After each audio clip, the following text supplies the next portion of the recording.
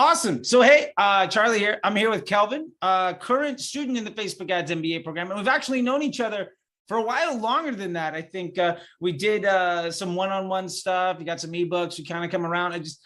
I could try to introduce you a whole bunch, but let me just introduce yourself and, kind of tell me where you came from and what things are going for you now in the MBA program. Sure, Charlie, and thanks for having me for a chat.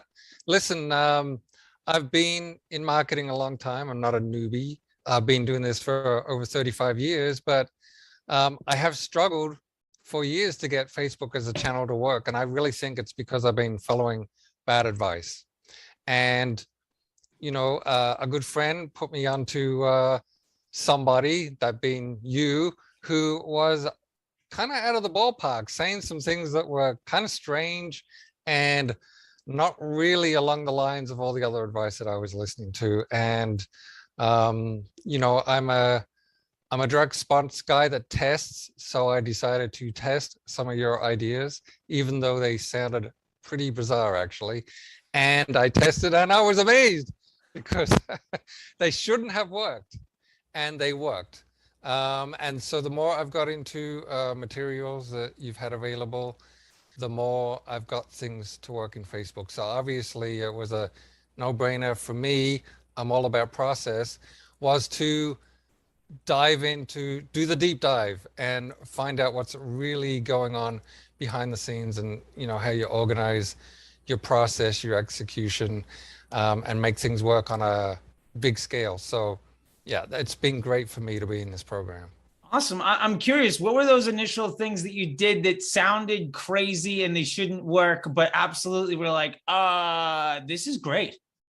It was all around targeting, and it was targeting broad with really no other filters involved.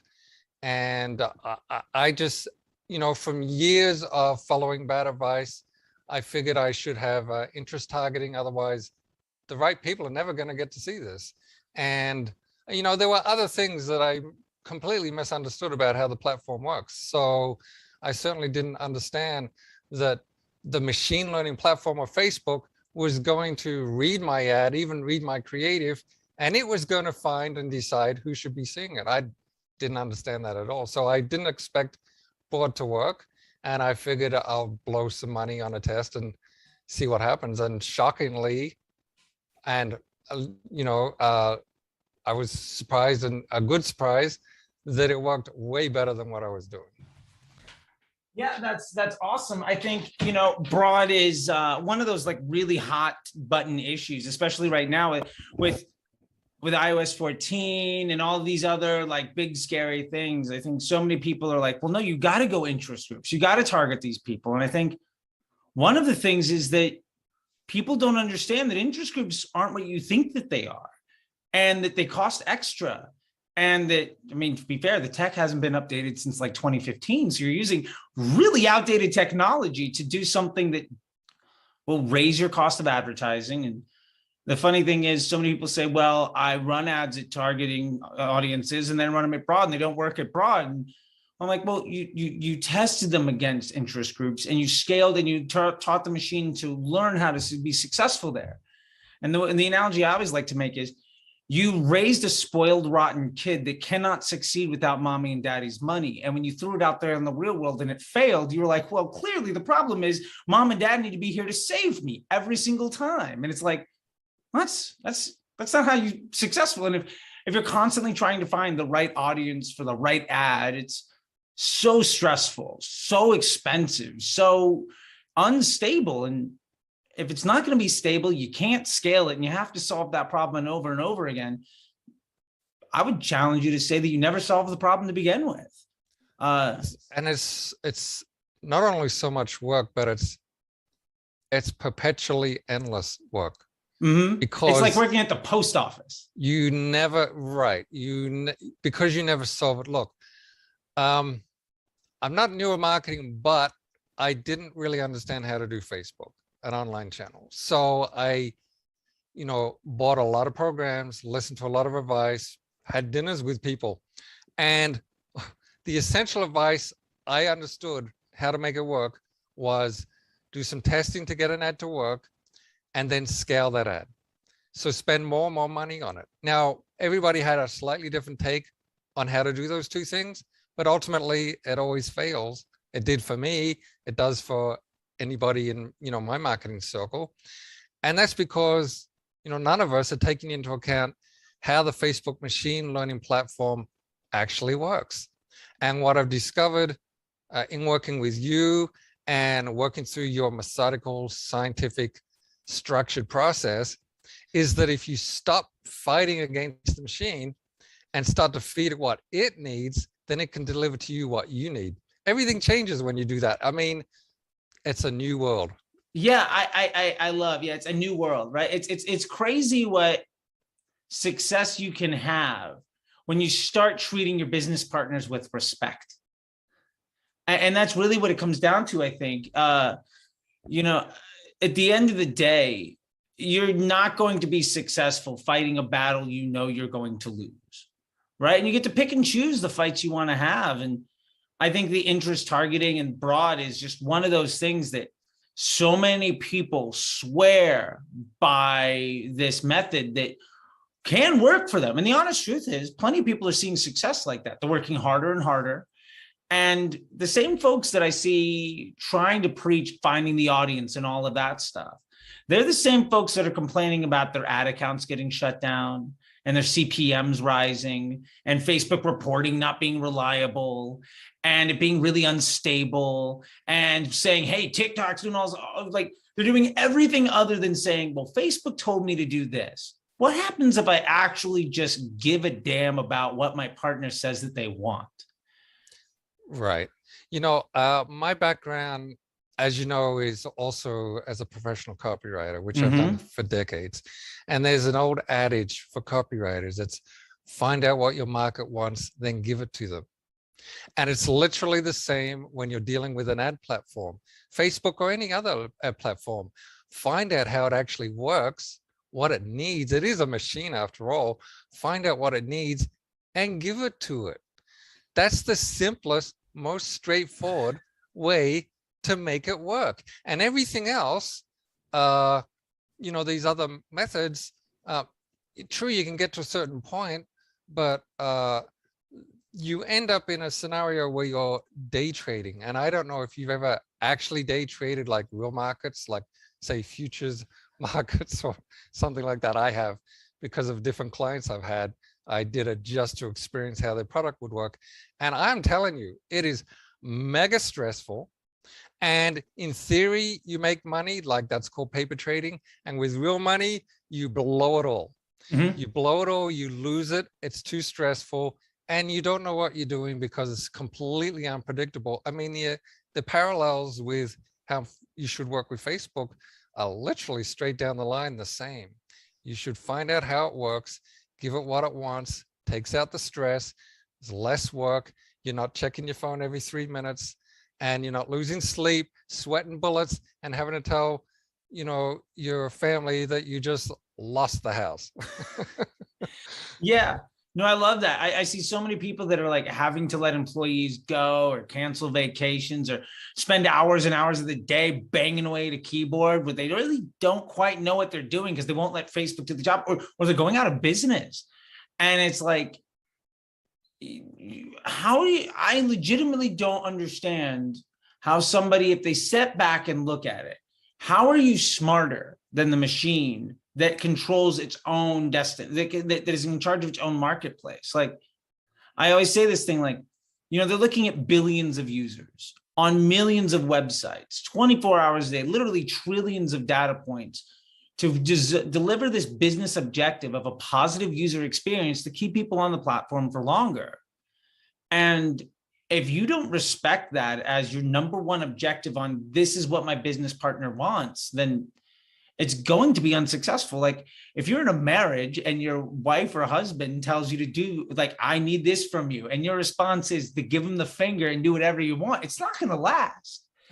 And like, why would you possibly think that this would be any different, And I love that that's worked for you. And one of the things too that we really covered deep in the program is not just understanding how the platform works, but the testing and how to actually test to have high confidence, to do market research and all of that stuff. And I love a lot of what you've had to say about the testing, because you also had your own version of it that you were doing that you brought to the table. And it was fun to see, like, you had spent years and years coming up with your own version, and there was a lot of parts that were right. And there were a lot of parts that were close. And then there were some parts where you just, oh, I didn't know that that's how it worked. So I didn't understand why it wasn't working for me. I'd love to know what you think about, and we're talking about the Golden Bear testing, our friendly mammal that makes money, if you want to call it that way. I don't know. I've never said that before. Probably won't say it again. But yeah, a branded estimated action rate and how that works. And I know that that's something you've really enjoyed. And I think it's one of the most powerful things. It really is, because it is a disciplined, methodical, systematic approach that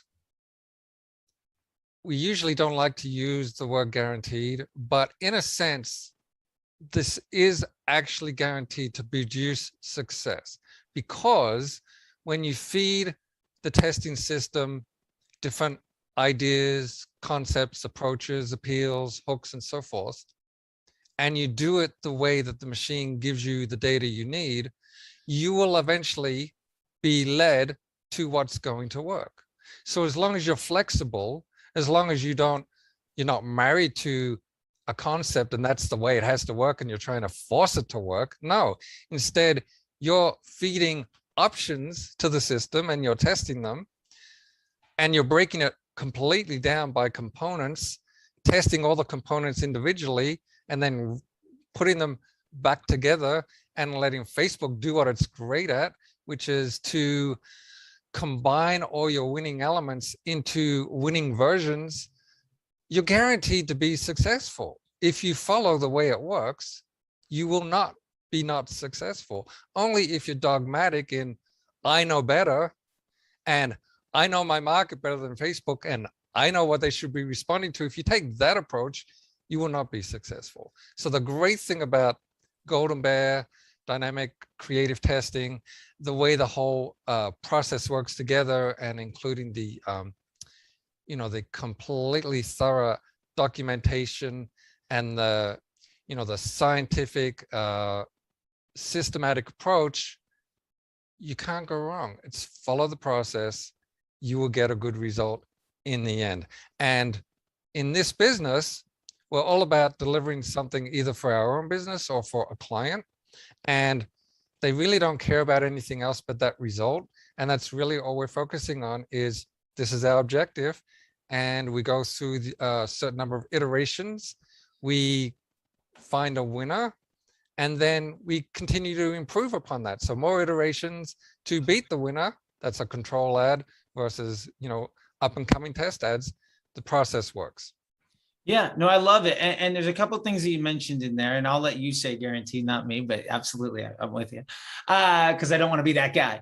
But what you said a lot in here was great. One is, and we're doing market research, and for what it's worth, like, people, you can take my word for it, but I'll ask you this, like, is it nearly as expensive as you thought it was going to be to understand what the system wants? Like, how much legitimately do you feel like you have to spend to get a good read on what it is that you need to do? Well, I'm already bent on realizing it's not going to be expensive, because I had a process I was using which was way less expensive than what other people are doing. Because generally, people will think, I need a certain number of test ads, I need to let them run at $20 a day, I need minimum 3 days, multiply by however many, dozens of ads. That can get pretty expensive. And then at the end, they may not be none the wiser as to what's going to work. When you break things down by components, meaning, different elements of an ad and different elements of a creative and copy process, and, you use this Golden Bear testing process, you could easily get a good read for, on a major project for a couple of $100. Yeah. No, I love it. I love it. No problem at all. And it would be it's all about probabilities in marketing. So it would be a high probability that what comes out the other end is going to not only work, but it is going to persist. It is going to work for months, if not years. Yeah. And I think that's the big point, is that for less budget than you might even give a normal test, if you're running like 20 ads. I see so many people like, well, I'm building 10 different versions of an ad or 20 different versions of an ad. I'm testing a bunch of different audiences. They're spending maybe $10 a day or $50 a day or $100 a day for a week or two. And they come out of it with something that, did I get lucky? And then if they did, they come up with maybe a winner. And then they're like, okay, I found one thing that works. My question to them is that going to be so successful that you can pay off all the losses? Like if you're playing, if you're thinking like, all right, all I have to do is buy 1 million lottery tickets, I'm sure to win. It's like, yeah, are you going to make $1 million? Like maybe you win $500,000 on 1 million lottery tickets. You still lost 50% of your money. And like, there's just this idea of, we talk about the bears, the branded estimated action rate, and we're looking to help what can help the brand to improve the page score, as well as brand lift and sentiment in the marketplace, with also doing market research, but also improving that estimated action rate so that we can get ads that people want to see, that Facebook wants to show people. And the other side of that too is it ends up, not only are we running these abroad so that the cheapest audience we can, but our costs will come down. Like, I see all these people complaining about $30, $40, $50, $100 CPMs. And it's like, well, if you spent time and effort trying to give the system what it wanted, and you were able to systematically test that, which is the other part of this, a system and a process with heavy documentation that is low cost to deliver you higher and higher confidence results to move your business forward with solutions that are not going to work for 3 days, but maybe 3 months or years, is just, I mean, that's the beauty of it. And I love that you've expressed all that kind of thing, because that's kind of the design, but I always like to see what other people think, especially when they're in the thick of it. Look, the other major light bulb moment that I had in digging into the testing process was that, okay, we're talking about the testing process for creative, for ads, but the truth is you can use this testing process for your advertising for Facebook, for your advertising for Google search, DDN, YouTube, which is far easier, more efficient to test here and then take the creatives there. You can use the same testing process for, is a product viable? Is a business model viable? What's the public sentiment around something? What brand positioning should I be using? I mean, look, I'm a direct response guy. I'm all about testing, but people say test, but they often don't really know how they're going to test, a strategy for testing, and how reliable that testing is going to be. So this would be the ultimate dream for someone like Eugene Schwartz or David Ogilvy. That like, this is a dream, just absolute dream platform to be working on. I love it. It's funny. It reminds me of like, I just got served, like I'm an advertising guy, right? So I like stuff too. And I got reminded of this great RollsRoyce ad that Ogilvy did, which was along the lines of, the loudest thing when this thing goes to like 0 to 100 miles an hour is going to be the clock, the electric clock. And it was such a good ad that they had, and the engineer said, there's a problem with the clock. We need to fix that. Yeah. And it was such a good ad that Rolls-Royce had a 1.5 year long wait, and they charged extra for that product. And it was just like, I mean, Ogilvy is clearly like the king. And the fact that you could theoretically try to find your version of that for dollars a day and really crack the nut for whatever your business is. And I love this too, because like we are using it. I mean, you and I were talking about this for product and viability of offers from partners, right? Like, not to get too much into what we're doing, we'll respect that privacy, but like the idea of like, does this idea have legs? Yes. Is this something we should actually invest into? What of my 50 ideas are actually good? People don't realize, or maybe they do, but Facebook has 1/3 of the world's population on the platform. So it has billions of users. I don't know, millions, billions of daily transactions, trillions of data points. It can absolute, and machine learning, artificial intelligence, use it. It's there. Learn how to use it. You will get better results on a variety of things you need to know for your business or a client's business that you would never know otherwise. And it's so much more efficient to test here than other platforms. And it doesn't mean you can't scale on other platforms, but first find out what people are going to respond to, and then take your best 10 or 20 creatives to YouTube and or GDN, and hit the ground running on those platforms. Yeah, like I see so many people doing it the other way. They spend so much time and energy trying to find the best creative, and they're like, this thing looks really cool. I can't tell you how many times I've spent $100,000 on an ad to get it made, and we lost money. And then somebody shot a video at their phone and it produced $1 million. Like, I mean, quite legitimately, I did back in the day a deal with a member of the Kardashian family to help out with a brand. And it was a 6-figure deal, and we lost half of our money. And we had the woman that answered the door and the phone at the front desk take a little video for her Snapchat. And it did 3 times as much revenue. And it was just like the best laid plans and all that fun stuff, right? But proving ideas out is just such a thing. And, you know, when you're talking about this, you also mentioned a lot of the documentation. And I know that that's something that you've really latched onto, and a lot of other people have. The idea that not only are you learning how the system works and how to test, but there's also this infrastructure and the systems and documentation that, you know, you come away with. And I'm curious to know, like, out of all of that stuff, what has been some of your favorite documentation, or what are some of the things that were like really helpful? You know, what you really want when you do something in business is you want a process that's repeatable. Mm-hmm. Mm-hmm. And a process is only repeatable if you are systematic, methodical, you document it. And when you do it again next month, you do it the same way. And then you can refer back to what you did, and you can make plans for what you're going to do next month.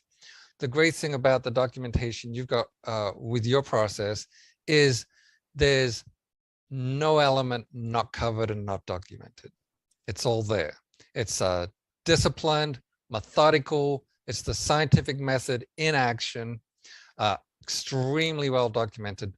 I like everything in the documentation. Okay, fair enough. I like all best. Of it is an answer. I'll take it. You know, but the great thing about let's take the ecosystem ROAS. That's what you call this document, which essentially takes 5-10 minutes a day to update, but gives a view that you can't get inside any ad platform, and it's good for any ad channel, not just Facebook, and it will allow your mind to be in a analytical mode as to what's going on with your business, and it's designed down to the nth degree to make sure that you can compare week over week, month over month, quarter over quarter, year over year, and all variables that could mess with the flow of the data are kind of thought out as to minimize any undue effect from other influences. So you really get this great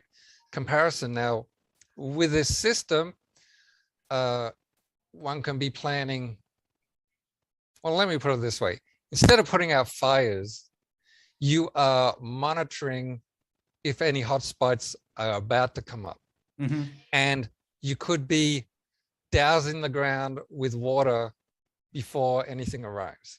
Yeah, so, that ability to see it before it's happening. You're now proactive instead of reactive. Omni-channel, it's funny what we've been talking about here, and what you've mentioned too is this isn't just a Facebook solution.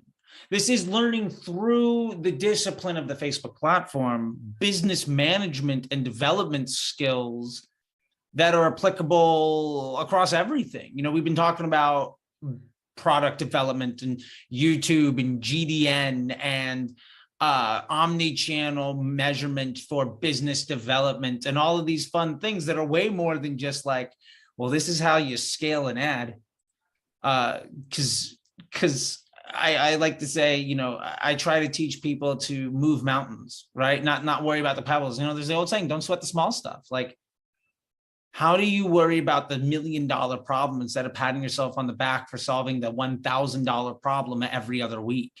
Like, what are we doing here if we're going to constantly just try to solve the same problem with an unsustainable solution over and over and over again? Like, the thing is, I maybe come to this with a slightly different perspective. You call yourself the Facebook disruptor, which you certainly are, but there's so much more than just Facebook. I believe anybody that understands your process will be more well-trained as a CMO than most CMOs. And the reason for that, in my like 3.5 decades in this business, and working with some of the great master minds in the business like Jay Abraham, Ted Nicholas, and so forth, is that I'm kind of looking at it from the perspective of the big global picture on how you run a business, not just the marketing, because in my career, I've been the marketing director, but I've also been the CEO, CMO, CTO, CFO, who's given 100 grand and told to go open a market in a foreign country. Just here's the money, report back in a month. And so you look at things from the nitty gritty details, but also the global perspective. So when I look at, for example, in the hundreds of thousands of dollars I've spent in training over the decades, without a doubt, the two most valuable trainings I've ever done. One was with Gary Benzavinga, who's the world's most successful copywriter. It's on record. And with yourself, Charlie, because you have a depth of understanding of digital marketing and the Facebook machine learning platform that's unmatched by anybody I've come across. And with that comes a systematic, scientific, methodical, well-documented process, for me at least, that guarantees a successful outcome if you follow the process. But to me, it's so much more than just Facebook. And that's what I've been absolutely pleasantly surprised with in this program, is that you're really training world-class CMOs. well, thank you. Yeah, I mean, I appreciate that being put in such good company. And that's really the idea, is so many people struggle just to make Facebook look good. And what they forget is, like, your job isn't to make Facebook look good. Like, nobody's making $1 million because Facebook is nice. Like, you have to do business development. I think the best media buyers in the world are business development individuals and marketing minds that can do things. And you've had every title under the sun, and you can appreciate that. And so many people that I see struggle, they're just like, well, I'm trying to scale my Facebook ads so that my business will be successful. And it's like, well, you're not even addressing the problem that you have. And if you can make Facebook really simple and easy so that it's something you can manage with a high level of confidence in a small amount of time, and then use these skills and process in the documentation to really begin to analyze what other business problems you're having, so that instead of saying, I want to spend 10 grand this week or $1 million this year on Facebook, or whatever it happens to be, what if your problem is like, I want to understand why I can't spend 2 million? And you solve that problem, because that's infinitely more important than what's the right audience for this ad. Nobody gives a shit what the right audience for this ad is. Nobody cares. And the answer to that isn't, if that's not something that you're going to be able to invest in long-term with 5, 6, 7-figure budgets, like, it's a solution I don't even give a damn about, because it's not a scalable solution for a problem that means anything. And I love that. Well, that's one of the great things about the documentation and the process here, is that, as we've been going through this week over week, your real focus is showing us, the participants, how to think big picture, how to think solving big problems, not solving ad problems, but solving strategy problems. And, you give a lot of good examples of how your test and your ad and campaign could be successful, but it sunk the business. Yeah. Yeah. And that just comes from years and years. I've been in this for nearly a decade. I've spent, I've driven a couple $100 million, and I've spent I've probably made more, I've spent more millions of dollars making mistakes than most people will have ever the opportunity to. And I've had, drag out fights with really smart people over extraordinarily meaningful amounts of money where I've been wrong half as, just as often as I've been right or more. And from that, learning what actually matters, because I think that I've had the luxury of being the person that was too proud to listen and too smart for their own good, and the smartest guy in the room at a thing that nobody understood, in a way where I was more of a liability to that business. And I had somebody else that said, like, I don't care that you solve this problem. We've got something, like, this is irrelevant, and I like to use the example of, like, the way that I always think of it is, if you've ever seen the movie Gangs of New York, in that movie, there's this scene where they have all these, there's this big gang fight to, like, take over this, like, town square, right? And they're, like, knifing each other in the street and all sorts of stuff like that. And then the Navy is out in the harbor and they just decimate the whole neighborhood. It's like, I could be the guy trying to work my ass off to be king shit of this, like, stump, of this little, plot of dirt. Or I could be the guy with the cannonballs decimating the entire neighborhood. And it just took me banging my head against the wall with really smart people over and over again to be able to understand, what is it that makes these businesses, what is it that takes a 6-figure business and makes it a 7? Or why was this business that I worked at, where we started at 8 million and went to 95? Or how are these, like, 8 and 9-figure businesses being run? And the funny thing is, almost all of them have a lot of things in common. And a lot of the documentation that we go over in the program is things that I've directly lifted from, like, dozens of these, like, 8 and 9-figure businesses. Like, you go into a conversation, they want to know what your testing roadmap is. They want to know what your year-over-year plans are. They want to know, like, what your investment is by platform and your incremental, contribution to the bottom line. They don't give a damn about, well, our click-through rate on this ad was so-and-so. Like, nobody gives a shit. And if you're having a conversation that doesn't matter to the person writing the check, then your conversation probably shouldn't even matter to you, because you have to think big enough to solve problems. And so many people are just chasing their tail in their backyard and not really realizing that, like, there's a whole world out there. And in my experience, at least, and I'm interested to see what you think about this, a lot of the advice and a lot of the people, coaching individuals and making courses and doing all of these things, one of the biggest problems is they're really good at their little space in the universe. They figured out how to win that gang fight. And the problem is, that doesn't mean that you're meaningful to anybody. Like, the agency owner that has figured out how to make Facebook look good doesn't have anything to do with the guy trying to build an 8-figure business. Like, I don't care if Facebook looks good. I want Facebook to look bad. Like, honestly, like, when somebody comes to me and they're like, well, we're getting a 3x on Facebook. I'm like, well, what's break even? And they're like, oh, 1.5. And I'm like, great. So you're spending half as much as you should. Like, you're actually a liability to the success of this business because you're too good at your job and too myopically focused on the small little part of the universe that you understand. Yeah, there's a couple of points there. I mean, my background in info publishing, that's where I started, in info publishing in the late 80s and or mid 80s. And the interesting thing about info publishing is a lot of products about how to, and especially in the realm of how to make money, the dirty little secret of the info publishing business is, if a business model doesn't succeed, you shrink wrap it and sell it to make your money back. I mean, ultimately, you're buying information that doesn't work. That's often, I'm not saying it's always the case, but it's often the case. The other dirty little secret about info publishing, about money making, is people have one success. It's a valid success, but it's in a certain context. It's maybe quite a narrow context. So in that context, in that time and space, in that market, with that tactic, it worked.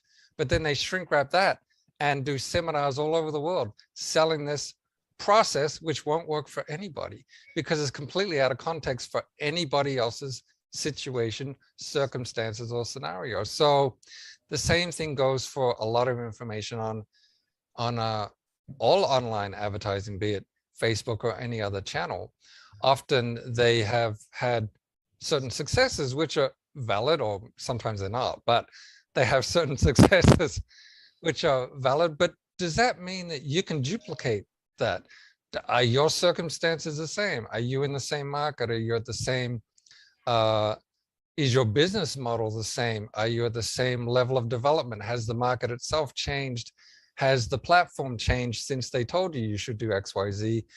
Are they taking into account how the platform really works, or are they selling you out of context hacks which work to a point and then they stop working because they're going against how the platform works? So that's the problem with a lot of products you can buy on how to do online advertising. And my experience in offline, because I was originally a direct mail guy doing hundreds of millions in direct mail, and a space media, that's advertising in magazines that sometimes still exist. But when you move to the online, it's it's kind of like the Wild West in terms of people understanding what to do, and it's so fast moving. Information that if you I have a new saying, if you go to the bookstore and you look at books on how to make money, if it's already made it in a book, it's out of date. If it made it through the whole publishing process and got to a shelf, don't read it because it's too late. It's outdated. But the other flip side of that is small, medium-sized business often think, we're entrepreneurs and, we're different from Fortune 500 companies, Madison Avenue, people that go to Madison Avenue agencies and so forth. So they think, they're not direct response. They don't know what they're doing and so forth. And I think small to medium-sized businesses sometimes act like a little bit snobby towards large businesses. But the truth is, we could learn a lot from the process and systems that large businesses use, because let's face it, they're probably doing way more volume and business than us for a lot longer than we've been around. And they've probably learned a thing or two about testing, sustainability, foreseeing the future, or at least starving off competition. We could learn a lot. The truth is, but how do you do that? How do you learn that? I mean,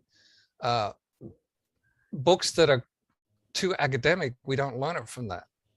What I love about your training here is you've been working with those types of businesses. You have seen what they're doing today that's working in terms of process and documentation and controlling the whole system. And you've brought it to a level that works for an entrepreneur, a small, medium-sized business, or even a majorly large business.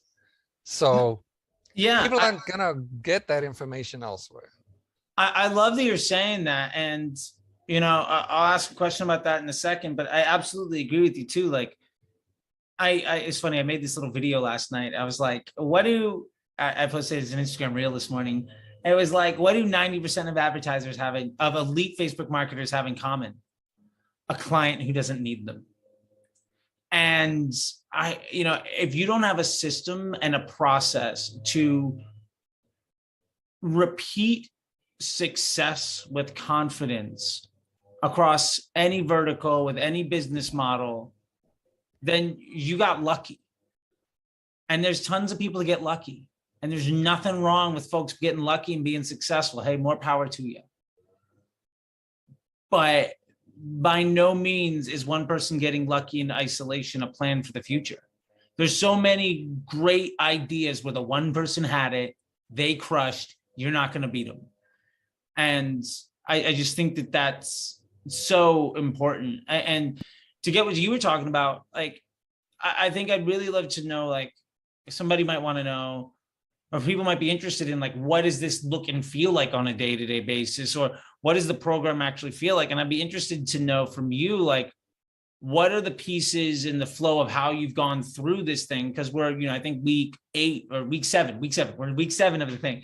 Almost cut you off on a week. My apologies. We're on week 7 of this process now. And from all of this, there's a lot of different moving parts, and I try to teach in different ways. But what are the things that you've found were that you enjoyed the most, that you got the most value out of, besides just, oh, here's a Google sheet and have a good time? The great thing here is each week, you start with a presentation about the information, and then there's probably some tools to go along with it. And then, we get to play with it with our own projects. Then there's what I do leading up to the group presentation, which includes a Q&A, is I go through everything and say, is there anything I don't understand? So I'm like a good student. I'm going through everything to figure out, is there anything I don't understand? What questions do I have? So Q&A is awesome because, even the simplest question can be a half-hour answer. Sure. Which is great. I am totally not complaining, because there is so much depth, detail, experience, savvy in those answers that it really gives enormous insight. And then, we all get a one-on-one with you. And so rather than this all being theoretical, the rubber has to meet the road. So we go in our own Facebook accounts, regardless of whether we're just starting out or we've got a six-figure account that we're working on. We go in and we do things in our own account. And then on the one-on-one, we get to go over, again, questions, concerns, fuzzy about something. What did that really, everything is, clarity is the end of is the goal. And so what I love about the process is it's like study, but then it's interactive, and the group is great too, because everybody asks questions. So they ask questions you didn't even think of, and that's insightful. But then there's also the one-on-one where it's your proprietary projects that you're working on. So yeah, that's what I love about that. Awesome. Yeah, and that's what I love about it too. I think the live coaching part of it all and the community is so valuable. And for what it's worth, like, one of the reasons that I decided to do it this way is because I used to be a guy that you'd bring into your ad agency to teach your entire team how to be better. That was my business for a while. And part of that was I kept seeing all of these solutions that people had bought into that were pre-recorded lectures. And I was like, all right, I spent $1,000 on these talking heads talking to each other. But none of them were actually the people doing the work. And none of them were actually able to answer my question. And I would reach out to them, and I hear people talk about this all the time, like, oh, I would reach out to so-and-so and so-and-so about whatever, and they wouldn't have an answer, or they didn't care about me, or I didn't get that. It was great to know what one person did in isolation, but what am I supposed to do when that's not exactly my solution? Because even the best advice in the world might, and I try to make this very apparent, is like, the best advice in the world might be applicable to 80% of the problems, 80% of the time, to 80% of the people. And the best answer for you is to take that and then mold it to the way it's going to work best for you. And what I love about that is the success of the students in every class generally looks a little bit different.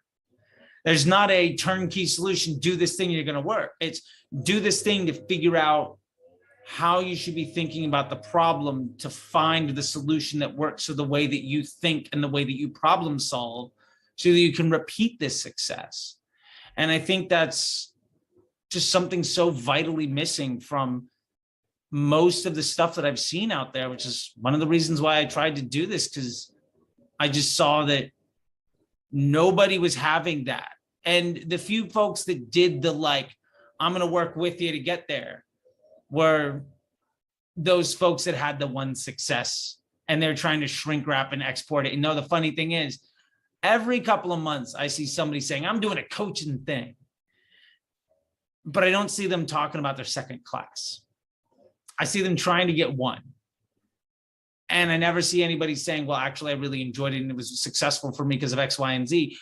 Unless it was a business owner talking to another business owner on behalf of their team, and it's two people that never actually did the work, just saying, hey, this was a good investment, which is so far removed from the confidence and practicality that, if I'm trying to guarantee anything, is that that confidence and practical application of knowledge is something that you will get. But to your point too, if a business model doesn't work, no, there's nothing that's going to fix it. And if your No, the business greatest model is advertising in the fantastic, world won't fix it. Look, the goal of anybody in business should be to build a repeatable and scalable business model before running out of resources, yeah, before the money runs out, yeah, before the before money the runs out. investors run out, before the money from taking out a second mortgage runs out. I mean, you better find a repeatable and scalable business model. And that's the thing. It's not about, I didn't say repeatable and scalable advertising. No, business model, and advertising is part of the business model.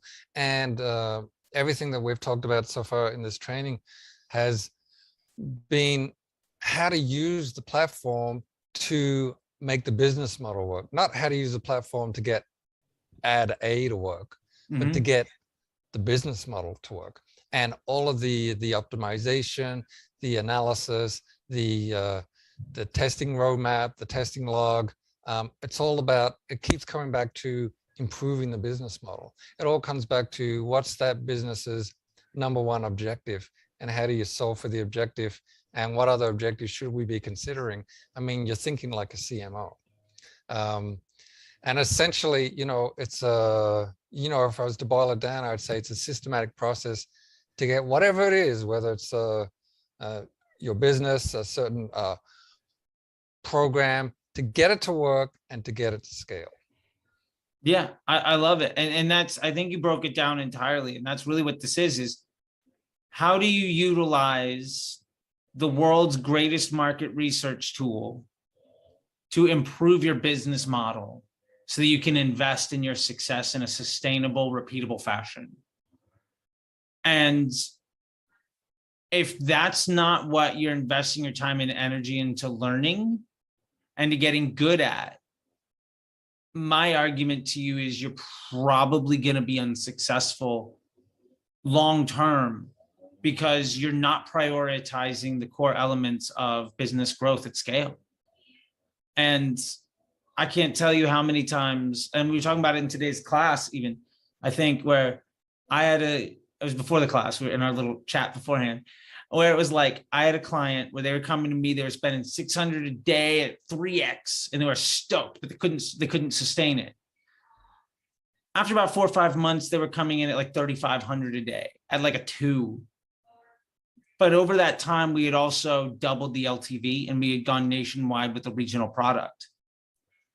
And we had done so good that the business owner had to rehire the last team member, who was a Facebook rep, to basically be his CMO. And then that person didn't understand what we were doing because the business owner had to go out and collect more money because his business model had gotten good. And what ended up happening is because the person that he trusted the business to didn't understand business development, they struggled to make Facebook look better, and it crippled the business.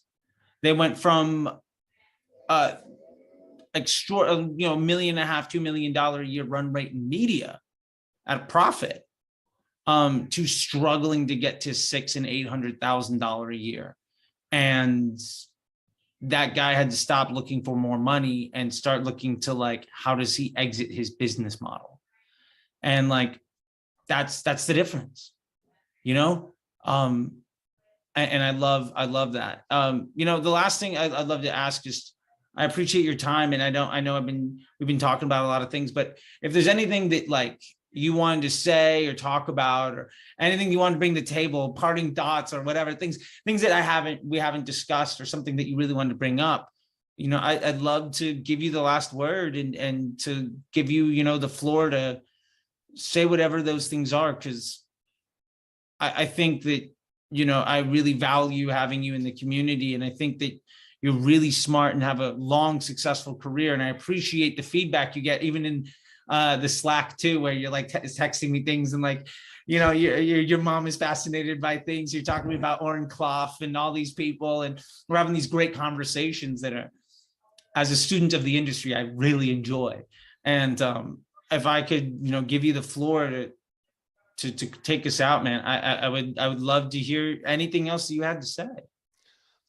Sure. I think the only reason any of us are in this game, maybe looking to improve what we're doing, is we're trying to, if you think about it in business terms, we're trying to deliver on an objective. We're trying to do better for ourselves, for our families. We're not necessarily trying to be better at Facebook ads. I mean, we got attracted to Facebook ads because we want to do better for our family. Financially, we want to do better. We want a future that looks better than the past. And it's just like looking at things like a business model. The reason that I've been so impressed working with you, Charlie, is because in the process, there's such discipline. It's methodical. It's the scientific method to the T. It's applying that scientific method to, as you say, the world's greatest research platform, which people have to get out of their mind that Facebook doesn't work anymore. The only reason Facebook doesn't work anymore is because people are not using the machine learning platform the way the machine learning platform works. If you start using it the way it works, it will deliver to you what you train it to deliver to you. But that isn't an overnight thing. That's understanding, which you do on a very deep level, how the machine learning works. That's from years of working actually with the engineers at Facebook and spending so much of other people's money, which would be fun. It can be stressful too, but yeah. And stressful. Fun when it works. Mm-hmm. But it takes time. There's the process takes you through and delivers what it promises. So you fit garbage in, garbage out, something good in, something good out. So I would say, if that's somebody's goal, is to have their business do way better, to maybe certain goals that they have for themselves, maybe a new business or the expansion of an existing business. If that's the goal, understand that this training is not just Facebook and it's not just one platform. It's literally elite level CMO training, Chief Marketing Officer training, which can be used for your own business, or any other business would fall over backwards to hire somebody who understands how to pull this off, because not that many people know how to pull it off. So yeah, for me, and my background, 35 years in the business, marketing director, copywriter, running startups all over the world, doing, direct response campaigns for dozens of verticals in hundreds of millions of dollars. I'm enlightened.